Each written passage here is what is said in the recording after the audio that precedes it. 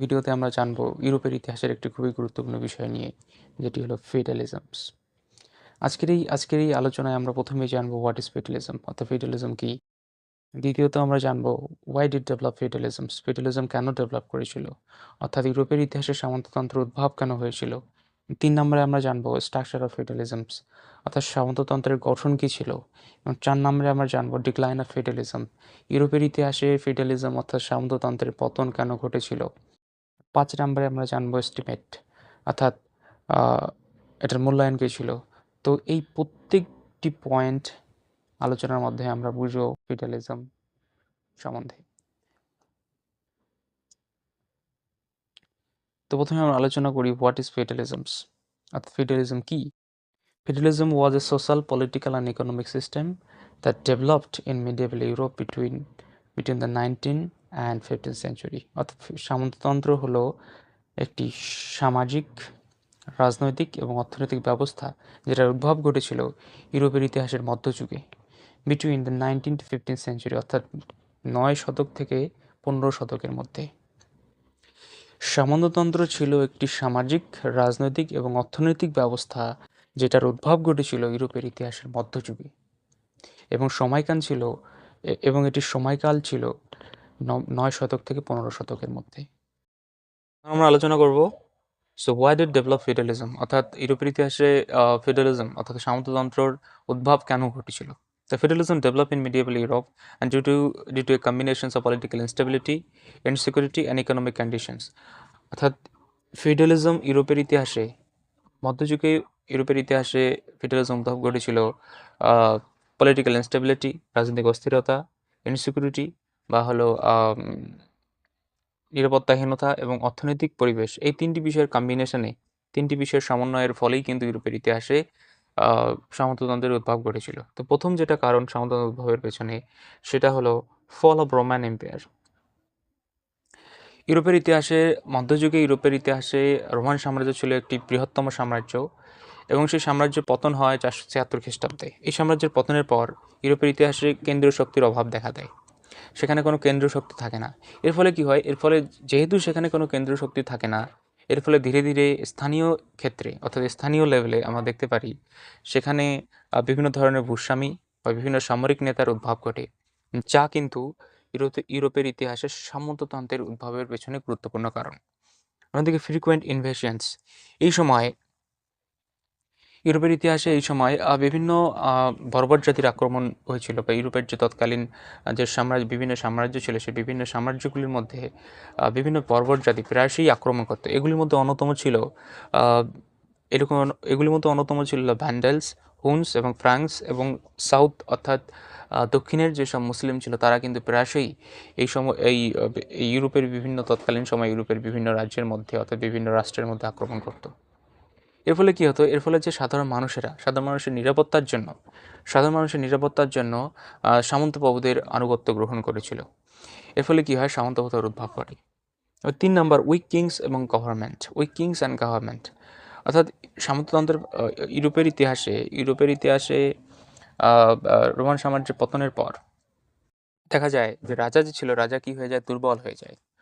অর্থাৎ রাজা যেহেতু দুর্বল হয়ে যায়, হ্যাঁ, এর ফলে যে রাজার দূরবর্তী অঞ্চলগুলি, অর্থাৎ রাজ্যের যে দূরবর্তী অঞ্চলগুলি, সেগুলি কী হয়, সেগুলি নিরাপত্তা বা উইক গভর্নমেন্ট, সেগুলির যে কন্ট্রোল বা নিয়ন্ত্রণ, রাজার যে সেই সমস্ত অঞ্চলে যে ভালো মতন অ্যাডমিনিস্ট্রেশন বা শাসন ব্যবস্থা সঠিকভাবে অ্যাপ্লাই করবে, সেটা কিন্তু রাজা কিন্তু করতে পারে না। এর ফলে কী হয়, স্থানীয় ক্ষেত্রে বিভিন্ন সামন্ত প্রভুর উদ্ভব ঘটে, বিভিন্ন প্রভুদের উদ্ভব ঘটে বা লর্ডস বা ভেসেলের উদ্ভব ঘটে, যারা কিন্তু এই সামন্ত প্রথার উদ্ভবের পেছনে গুরুত্বপূর্ণ কারণ। তার ফলে নিড ফর সিকিউরিটি, এবং রোমান সাম্রাজ্য পতনের পর দেখা যায় যে রাজার যে দূরবর্তী অঞ্চলগুলি, দূরবর্তী অঞ্চলগুলিকে রাজা কিন্তু কন্ট্রোল করতে পারে না, অর্থাৎ নিয়ন্ত্রণ করতে পারে না। এর ফলে সেখানকার যে নিরাপত্তা, যেহেতু সেখানকার অ্যাডমিনিস্ট্রেশন বা শাসন ব্যবস্থা রাজা দূরবর্তী অঞ্চলগুলিকে সঠিকভাবে প্রয়োগ করতে পারে না, এর ফলে কি হয়, সেখানে একটি নিরাপত্তাহীনতার পরিস্থিতি তৈরি হয়, অর্থাৎ নিরাপত্তার একটা প্রশ্ন সেখানে উঠে আসে। এর ফলে কি হয় যে তৎকালীন সেখানকার যে সাধারণ মানুষ, তারা কি করে, বিভিন্ন সামন্ত প্রভুদের সহায়তা গ্রহণ করে, যা তৎকালীন সময় ইউরোপের ইতিহাসে সামন্ত প্রথার উদ্ভবের অন্যতম একটি কারণ। তারপরে হলো ল্যান্ড বেসড ইকোনমি, অর্থাৎ ইউরোপের ইতিহাসে রোমান সাম্রাজ্যের পতনের পর দেখা যায় যে রোমান সাম্রাজ্যের যে ব্যবসা বাণিজ্য ছিল, অর্থাৎ দূরবর্তী যেসব বাণিজ্য ছিল, যে সমস্ত বাণিজ্য থেকে প্রচুর পরিমাণে মুনাফা আসতো, সেই বাণিজ্যগুলি কী হয়, ধ্বংস হয়ে যায়। অর্থাৎ বাণিজ্যের যে পথ সেগুলি বন্ধ হয়ে যায়, বাণিজ্য করার যে রুট সেটা বন্ধ হয়ে যায়। এর ফলে কী হয়, এর ফলে ইউরোপ কী হয়, ইউরোপের যে অর্থনীতি, তৎকালীন সময়কে ইউরোপের অর্থনীতি ধীরে ধীরে ব্যবসাভিত্তিক অর্থনীতি থেকে ধীরে ধীরে কৃষিভিত্তিক অর্থনীতিতে পরিণত হয়। এভাবে যখনই ব্যবসাভিত্তিক অর্থনীতি থেকে কৃষিভিত্তিক অর্থনীতিতে পরিণত হয়, সেটাই কিন্তু তৎকালীন সময়ে ইউরোপের সামন্তবাদের উদ্ভব ঘটায়। এবং শেষ যেটা অন্যতম কারণ, সেটা হলো ল্যাক অফ মানি ইকোনমি। যেহেতু তৎকালীন সময়ে তৎকালীন সময়ে যে রাজা ছিল, দূরবর্তী যে বাণিজ্য, অর্থাৎ বিভিন্ন যেসব প্রফিটেবল, অর্থাৎ মুনাফাদায়ক, অর্থাৎ মুনাফা যে সমস্ত বাণিজ্য থেকে, দূরবর্তী বাণিজ্য থেকে রাজা প্রচুর পরিমাণে মুনাফা আদায় করত, সেগুলো কিন্তু আর যেহেতু করতে পারে না, এর ফলে যে রাজার যে রাজকোষ, অর্থাৎ তার যে রাজকোষ কী হয়, রাজকোষে মুদ্রার সংখ্যা ধীরে ধীরে কমে যায়। এর ফলে তৎকালীন সময়ে রাজা কী করেন, তার যে কর্মচারী যারা ছিলেন তাদেরকে বেতন হিসাবে তিনি কি করতেন, বিভিন্ন জমি প্রদান করতেন। অর্থাৎ মুদ্রার বিনিময়ে তিনি বিকল্প পদ হিসাবে তিনি তার যে কর্মচারী ছিলেন তাদেরকে জমি প্রদান করতেন। এই যে জমি প্রদান করা, এটাই কিন্তু ধীরে ধীরে ইউরোপের ইতিহাসে, অর্থাৎ মধ্যযুগীয় ইউরোপের ইতিহাসে সামন্ত প্রথার উদ্ভবের ক্ষেত্রে একটি অন্যতম কারণ।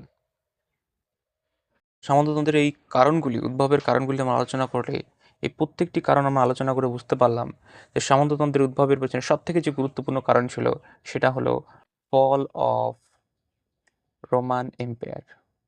এটা ছিল অন্যতম কারণ।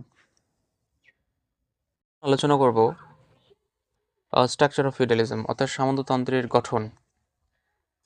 সামন্ততন্ত্রের গঠনে আমরা দেখতে পারি সবার উপরে স্থান ছিল রাজার, তারপরে লর্ডস বা নোবেল, ভ্যাসেলস বা নাইট, তারপর সার্ফ বা পেজেন্টস। অর্থাৎ সমাজের সবার উপরের স্থান ছিল রাজার, এবং তারপরে সমাজের দ্বিতীয় স্তরে যারা ছিলেন তারা লর্ডস বা নোবেল।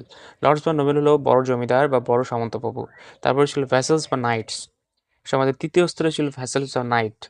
এরা ছিল লর্ডস বা নোবেলের থেকে একটু ছোট জমিদার বা ছোট সামন্তপ্রভু। এবং সবার শেষে ছিল সার্ভ বা পেজেন্টস, কৃষক ছিল সমাজের সব থেকে নিচের স্তরে ছিল কৃষকের স্থান। এরা প্রত্যেকেই কিন্তু একে অপরের সাথে যুক্ত ছিল। এই যে মিডিয়েটার, অর্থাৎ মাঝখানে যে সমস্ত দুটি জাতি ছিল, সেটা হলো মিডিয়েটার, তারাই কিন্তু ফিউডালিস্ট নামে পরিচিত, অর্থাৎ সামন্তপ্রভু নামে পরিচিত ছিল।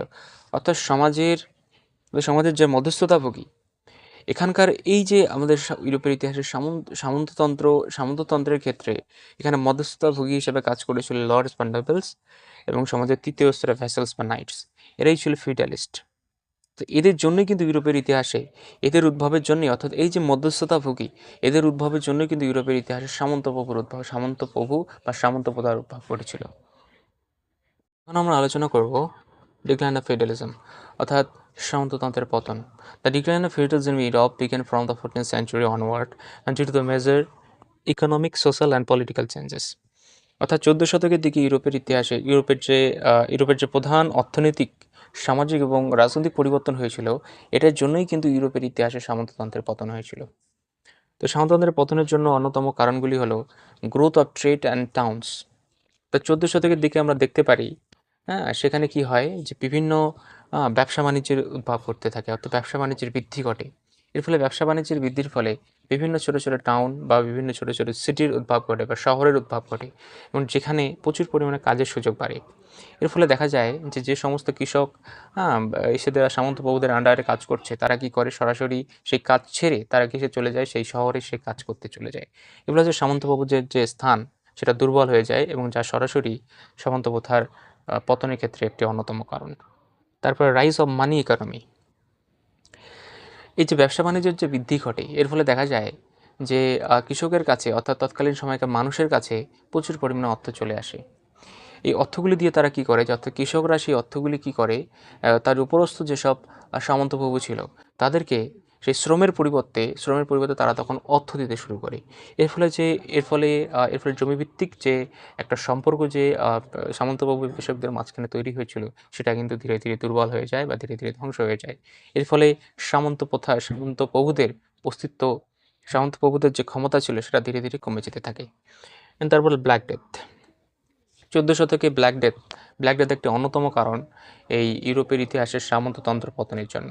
এই ব্ল্যাক ডেথের ফলে কি হয়, ইউরোপের যে ওয়ান থার্ড পপুলেশনস মারা যায়, মারা যায়। এর ফলে শ্রমিকের পরিমাণ কমে যায় এবং শ্রমিকরা বিভিন্ন কাজের ক্ষেত্রে তার দর কষাকষি করতে থাকে এবং এর ফলে যে শ্রমিক অ্যাকচুয়ালি বলতে গেলে শ্রমিকের যে বার্গেনিং পাওয়ার বেড়ে যায় এবং এটা ধীরে ধীরে যে সামন্ত প্রভুদের যে ক্ষমতা কমিয়ে দেয়, যা সরাসরি একটা সামন্ত প্রভুদের পতনের জন্য একটি অন্যতম কারণ।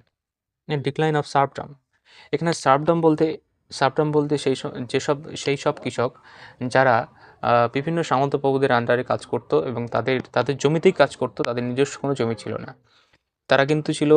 তারা বিভিন্ন তৎকালীন সময়ে সামন্ত প্রভুদের বিভিন্ন অত্যাচারের শিকার হতো। কিন্তু যখনই বিভিন্ন অর্থনৈতিক ডেভেলপমেন্ট হলো, অর্থাৎ বিভিন্ন শহরের উদ্ভব ঘটলো, ব্যবসা বাণিজ্যের উদ্ভব ঘটলো, এর ফলে প্রচুর কাজের সুযোগ হলো, তখন এই সমস্ত সার্ভডমরা কী করলো, তারা তাদের যেই জমিদারের আন্ডারে কাজ করা ছেড়ে তারা এখান থেকে পালিয়ে গিয়ে শহরে বিভিন্ন কাজে চলে গেল।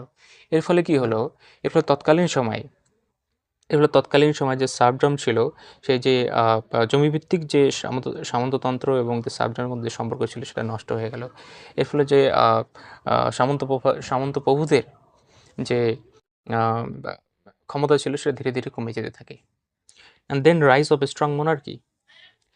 রাজারা কী করতো, রাজারা বিভিন্ন ব্যবসা বাণিজ্য, তারপরে বিভিন্ন সামন্ত প্রভুদের কাছ থেকে আদায়কৃত বিভিন্ন মুনাফা থেকে রাজকোষে প্রচুর পরিমাণে অর্থ হয়ে গেল, অর্থের পরিমাণ বেড়ে গেল। এর ফলে কি হলো, এর ফলে দেখা গেল যে তৎকালীন সময়ে রাজারা তাদের নিজস্ব কিছু সেনাবাহিনী তৈরি করলো এবং যখনই রাজারা কিছু নিজস্ব সেনাবাহিনী তৈরি করলো, তখন কিন্তু এই যে সামন্ততন্ত্র ভিত্তিক অর্থাৎ সামন্ত প্রভু ভিত্তিক যে সামরিক যে সহায়তা, সামন্ত প্রভুদের যে অস্তিত্ব, সেটা কিন্তু ধীরে ধীরে কমে যেতে থাকলো।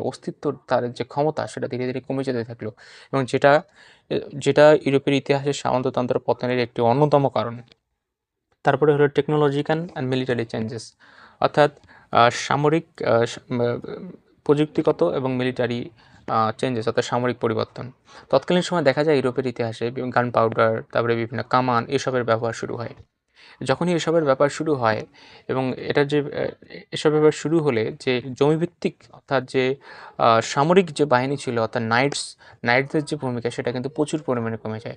এর ফলে তাদের প্রয়োজনীয়তা কমে যায় এবং যা সরাসরি ইউরোপের ইতিহাসে সামন্ততন্ত্রের পতনের একটি অন্যতম কারণ। তো আমরা দেখলাম যে এই প্রত্যেকটি কারণেই কিন্তু এই প্রত্যেকটি কারণের সমন্বয়ে, এই প্রত্যেকটি জিনিসের সমন্বয়ে কিন্তু ইউরোপের ইতিহাসে সামন্ততন্ত্রের পতন হয়েছিল।